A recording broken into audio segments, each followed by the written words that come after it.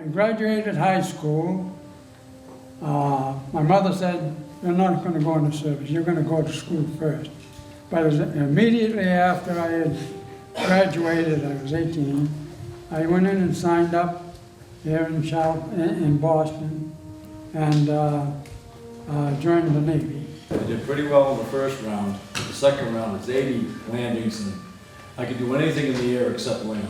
So, Pretty much the whole time that JFK was president. I missed a month. I enlisted in February of '61 and I got out in June 1964. It's our privilege for the staff and I and our board members that are here with us to get to welcome you, and when I mean you, I mean collectively, our veterans, our students, and members of the public to come in and gather here for what is really a very meaningful and important and valuable opportunity for us every year to really honor those that lost their lives in sacrifice to the freedom that we get to enjoy today, and really never to forget that. And the veterans that are here that are going to be sharing and have already begun sharing their experiences with you are here to remind us that we can never take our freedom for granted, and every day has to mean something to us. That's where I went to boot camp, Paris Island, and it was hot. And it was tough.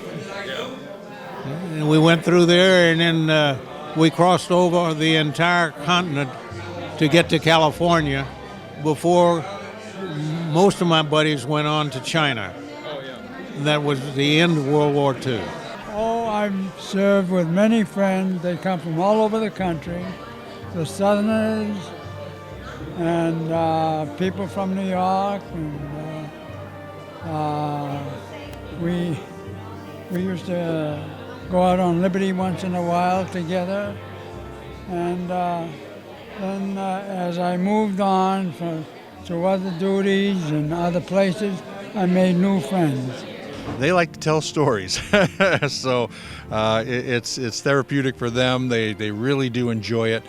We have our 2 World War II veterans that come all the time, Minus and Joe. And they just really enjoy this to no end, and to get their stories out and be able to talk to this younger generation, that's really the key to it. They just want to see this passed on. So. Whenever we went to war, there was no difference between a Democrat and a Republican. That's all we were Americans. And the Germans knew we were Americans and not a Democrat or a Republican. And the reason why we won the war, because we were all organized as one team, American patriots. When you look at all of human history, we learn our history from the elders, and telling stories is really the best way of learning. And certainly we are limited in the history classroom because we don't have the rich experiences in front of us every day, which is why I was so happy this is my second year bringing my class here, because you really gain context, and where it's an American history class, modern American, so it gets context and brings in that vibrancy and realness to these stories, which can sometimes, even with videos and photographs and written word, that can't convey. So really tapping into that essential part of what we love as humans is telling what we've seen and what we've experienced, and allowing the students now to have those stories that they can tell other people. And it's really keeps the story and the experience of who we are alive. A lot of the veterans wear some kind of a hat or a pin or something, especially around this time of year. Just go up and thank them. Thank them for their service. Maybe they never even left the United States, but, like I always tell the guys from the National Guard and the Reserves, because a lot of them aren't really what we consider veterans because they weren't called to active duty. I usually tell them, look, in my eyes, you're a veteran because you raised your hand and you said, I will go if you send me.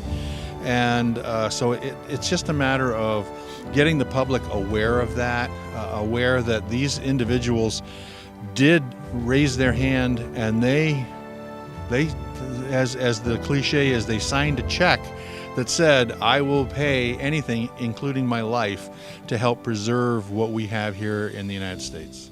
Thank you so much.